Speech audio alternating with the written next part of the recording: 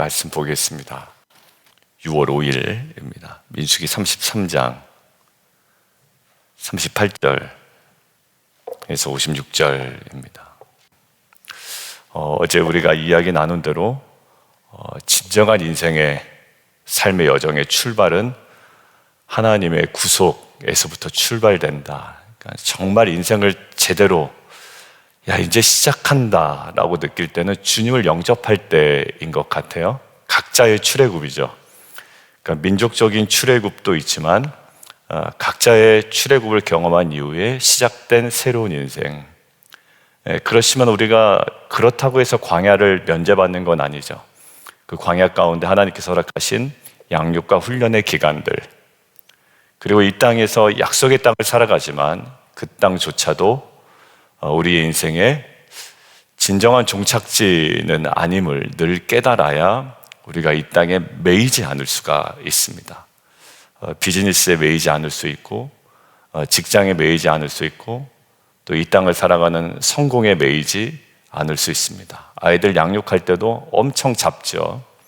때로는 프리하게 놔두다가 때로는 잡는 이유가 이 땅에서 성공하면서 살아야 되기 때문에 그렇습니다. 근데 그 모든 것들에 매이고 살아가는 것, 이 땅을 종착지로 생각할 때이죠. 근데 우리는 하나님 나라를 꿈꿉니다. 그러니까 그게 이제 무엇인지를 알아가는 게 신앙인 것 같아요. 이 땅에서의 하나님 나라를 보고 궁극적 하나님 나라와 연결시키는 거죠. 다시요. 이 땅에서의 하나님 나라를 보고 그것들을 이제 통해서 궁극적인 하나님 나라를 꿈꿉니다. 그래서 계속 추구하는 것이 이 땅에서는 이 땅의 나라가 아니라 이 땅에서조차 하나님의 나라요, 또는 우리가 계속 소망하는 궁극적인 하나님의 나라와 연결되어 있습니다. 그러니까 뭔가 다르죠. 달라요. 같이 열심히 하고 같이 노력을 하고 정말 같은 외적인 표현으로는 정말 그 최고의 자리로 올라갈 수도 있습니다. 그런데 달라요. 뭔가 달라요. 그렇다고 성공을 우리가 외면하느냐? 그렇지 않아요.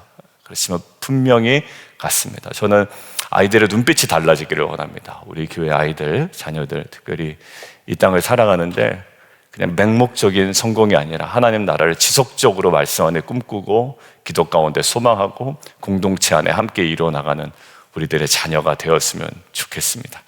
자, 그런 관점에서 오늘 그 여정의 계속 과정 중에 오늘 첫 번째 이렇게 묵상할 건 신앙의 여정에는 반드시 하나님의 전환점이 필요하다라는 거예요. 하나님의 전환점이 필요합니다. 38절 함께 읽겠습니다. 자, 시작.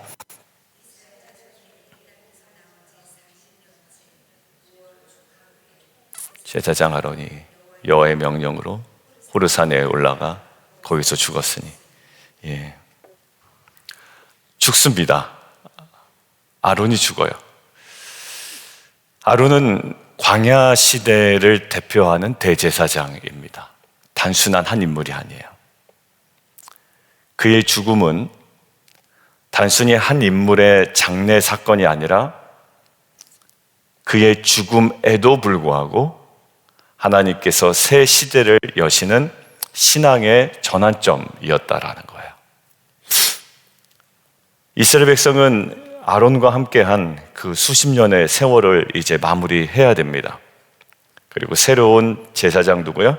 엘르아살과 함께 가나안 정복을 준비해야 합니다. 저는 인생의 여정 가운데, 신앙의 여정 가운데 반드시 이 전환점이 각자마다 가장 결정적일 때에 하나님께서 허락하시는 것 같아요. 누군가의 이별일 수도 있고요, 익숙함과의 결별일 수도 있습니다. 내게 너무나도 익숙했어요. 새벽 기도도 내가 원하는 패턴대로 했고, 내가 그 모든 것들을 내 스스로 구축해 나갔던 나만의 그 세계가 있거든요. 근데 신앙이 한번 업그레이드 될 때의 특징은요, 성도님들 보면 목사님 나는 이렇게 하기로 했는데 이거 깨기로 했습니다. 특별히 남성들에게 그런 모습이 보여서 참 감사해요. 이러면 이러는 거고 딱 요 틀에서 내가 설정해 놓은 것들이 있어요. 근데 아론의 죽음과 직면했어야 하는 이스라엘 백성처럼 자신에게 익숙함과 작별하는 거예요. 그러고 보니까 아브라함에게 가장 중요한 것은 뭐냐면 본토 친척 어디를 떠나요? 아비의 집을 떠납니다. 그러니까 결국 신앙생활에 있어서 가장 중요한 포인트를 우리가 붙들어야 되는데 그 붙드는 지점이 뭐냐면 전환점이에요. 터닝 포인트입니다. 하나님은 터닝 포인트를 우리에게 주시는데 그냥 일상의 아무런 변화를 우리 가운데 주지 않으면 하나님의 주시는 변화의 물꼬를 우리가 스스로 맞게 되는 거죠. 여러분들, 아론은 누구를 대표합니까? 초대 대제사장 아니에요? 너무나도 귀한 자입니다. 그런데 히브리서에서도 뭐라 나오냐면 아론 계열의 제사장과 누구를 비교합니까? 그 창세기에 나오는 제가 요즘에 이렇게 기억이 안 나요. 기도 많이 해주세요. 멜기세덱, 멜기세덱의 반차를 쫓는 제사장이에요. 여러분들, 아론과 멜기세덱의 이 차이 기억나시죠? 멜기세덱은 족보도 없어요. 누구의 자식인지 후손이 누구인지도 나타나지 않습니다. 근데 그 진짜 대제사장, 멜기세덱의 반차를 따르는 제사장이 진짜 누구라고요? 예수 그리스도라는 거예요. 그러니까 아론의 시대가 저문다라는 것은요, 어떤 걸 의미합니까? 큰일 났다가 아니에요. 아론은 늘 한계를 갖고 있었던 대제사장이었습니다. 근데 그 한계를 갖고 있던 리밋이 있었던 아론의 제사장의 시대가 저문다는 것은 어떤 의미가 있냐면 이제 그보다도 더 탁월하고 월등하고 궁극적인 진짜의 시대가 열린다라는 거예요. 여러분들 돈 했단 말이에요. 근데 내게 돈이 없어질 때, 명예 했단 말이에요. 근데 내 명예가 없어질 때, 내 성공했는데 그 성공이 없어질 때, 근데 그보다 더 위의 궁극적인 가치를 하나님께서는 우리에게 새로운 전환점에 여시고 보여주시고 그것들을 붙들게 하신단 말이죠. 히브리서 7장 19절에 이렇게 되어 있습니다. 율법은 아무것도 온전하게 하지 못했으나 우리가 더 좋은 소망을 가까이 하느라. 여러분들, 율법의 시대가 끝난다는 것은 큰일 날 일입니까? 아니죠. 율법의 시대가 끝났다는 것은 어떤 시대가 열린다라는 거예요? 은혜의 시대가 열린다라는 거죠. 아론의 죽음, 인생의 여정 가운데, 신앙의 여정 가운데 아론의 죽음과 같은 이 새로운 전환점을 저희가 잘 분별하기를 주님의 이름으로 축원드립니다. 저는 신앙의 인물들은 이 전환점을 잘 준비했어요. 저는 예배도 그런 지점 중에 하나라고 생각해요. 매번의 예배도 그냥 내 일상의 내 사고대로 드리는 것이 아니라 매번의 예배가 내 인생의 전환점이 되기를 원하는 거죠. 그래서 여러분들 기록하시는 거 아닙니까? 한마디 한마디 뭔가 탁 치는 말씀이 있을 때 기록해 놓고 집에 가서 다시 보시고. 그게 누구였냐면 야곱이었어요. 야곱은요 정말 많은 장면들에 스쳐갔는데 저는 그 중에 하나가 야복강이라고 생각해요. 인생의 중요한 전환점. 어떤 전환점이에요? 야곱으로 살았던 자가 이제 무엇으로 변해요? 이스라엘로 변합니다. 여러분들, 저는 이 아론의 시대가 끝나는 게 이스라엘 민족에게 당혹스러운 일이 아니라 새 시대를 여시는 하나님의 전환점임을 저는 믿습니다. 지금 우리에게 중요한 전환점이에요. 내 힘으로 살았지만 이제는 성령의 주도권 속으로 내가 들어가는 겁니다. 오늘은 목요 성령 집회 성령의 은사로 사는 삶이잖아요. 그러니까 예전에 내가 힘들어요. 그래서 섬기다가 막 넘어지기도 하고 힘들기도 하고.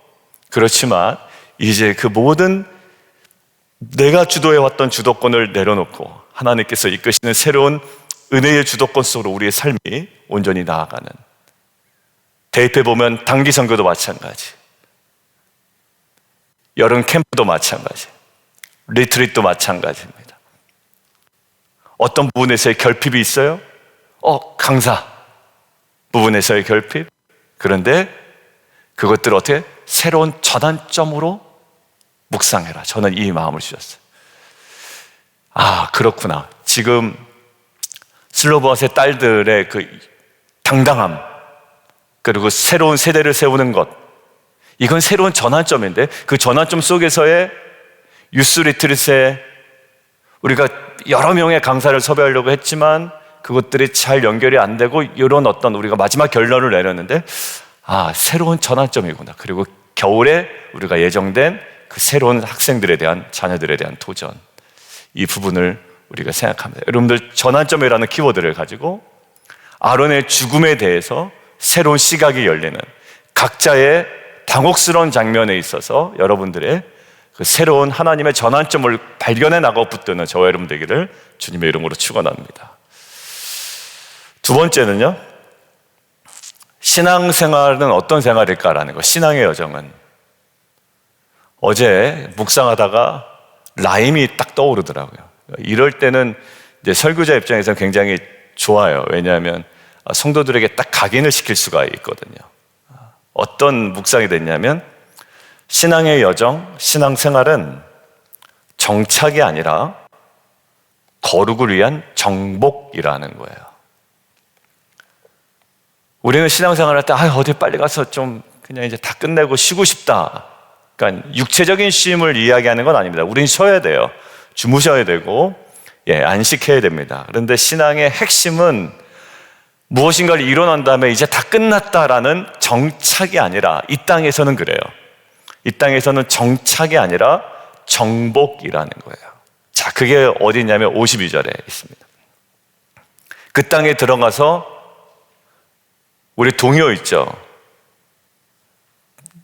작은 토끼야 들어와, 그 다음에 뭐예요? 마지막에 편히 쉬어라. 앞에는 모르겠어요. 기억이 잘 안 나고. 그 노래가 있어요.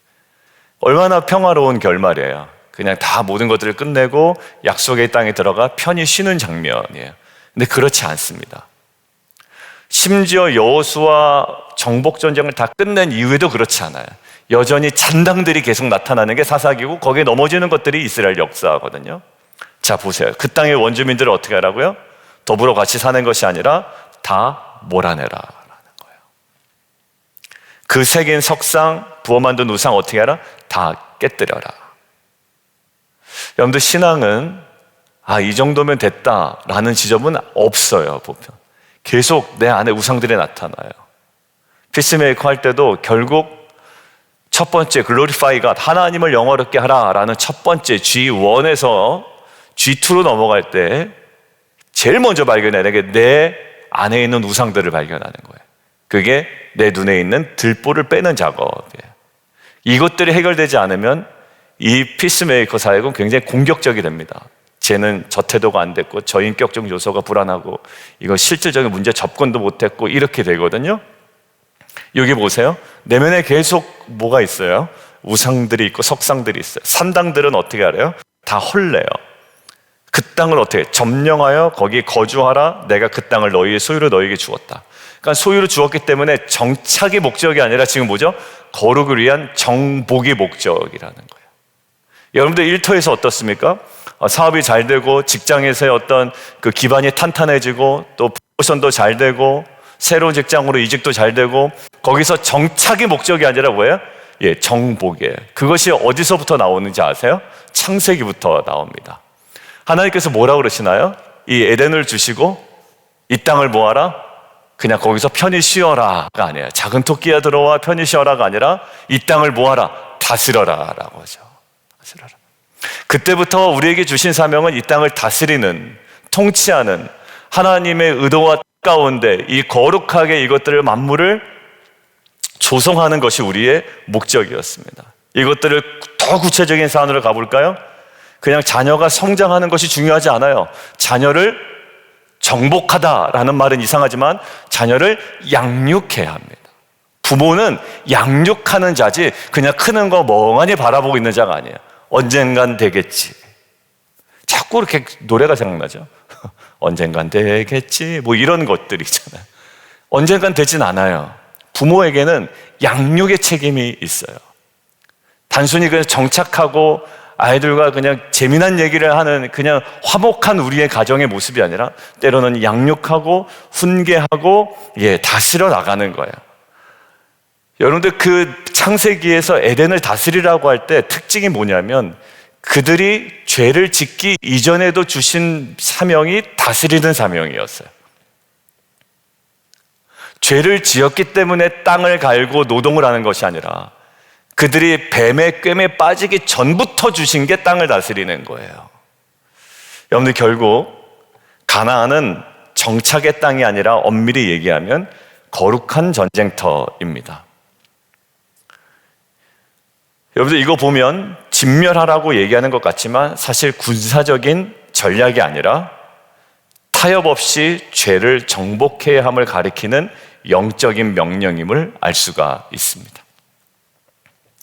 여러분들 예수님께서 신약 성경에 뭐 어떤 장면이 있나요? 성전에 들어오셔서 성전에서 그냥 예배드리러 가신 것이 아니라 제사 드린 것이 아니라 무엇을 얘기해요?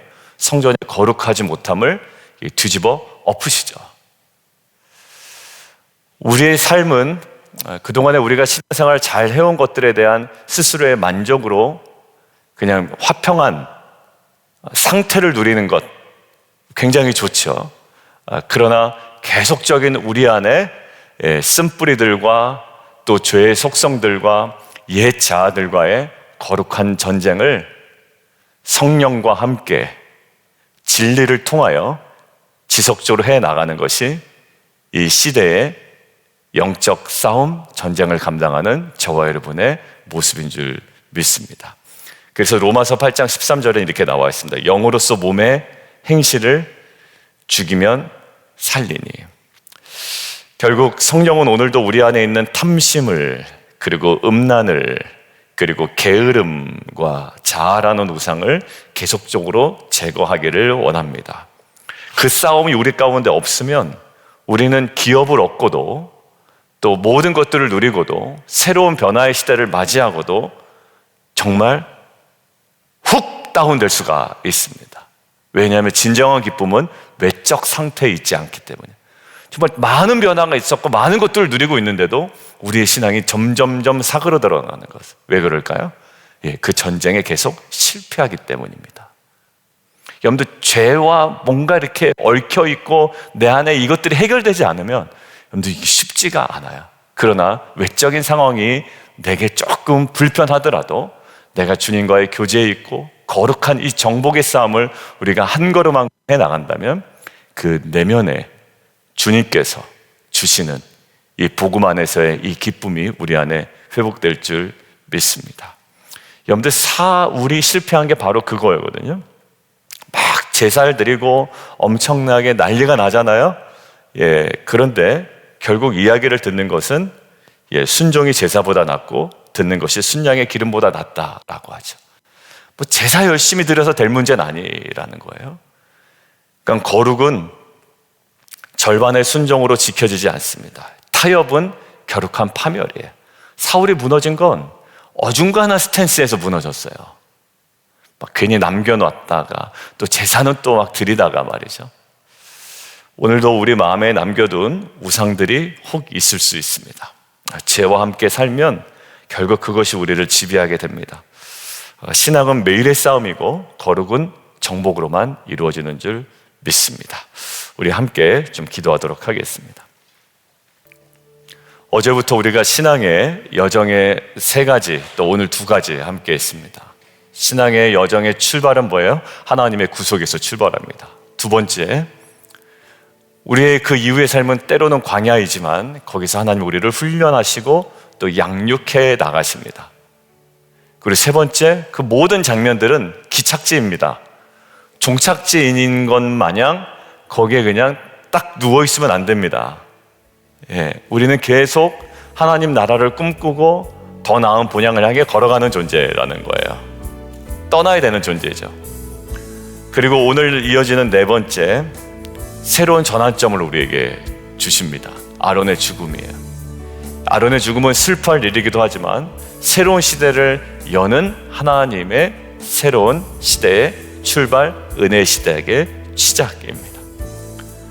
그리고 우리의 삶은 항상 우리가 비빌만한 데를 찾아서 정착하는 데 있지 않아요? 거룩을 위한 정복을 해나가야 되는 싸움입니다. 이 관점에서 하나님, 아론과 같은 새로운 전환점을 허락하셔서 새로운 은혜를 이끌어 주심을 감사합니다. 우리가 걸어온 길을 되돌아보며 하나님의 은혜를 기억하게 하시고 오늘도 정결하게 하시는 성령의 역사를 따라 죄와 타협하지 않는 거룩한 정복자로 살게 하여 주옵소서. 우리 주님 이름 한번 부르고 함께 기도합니다.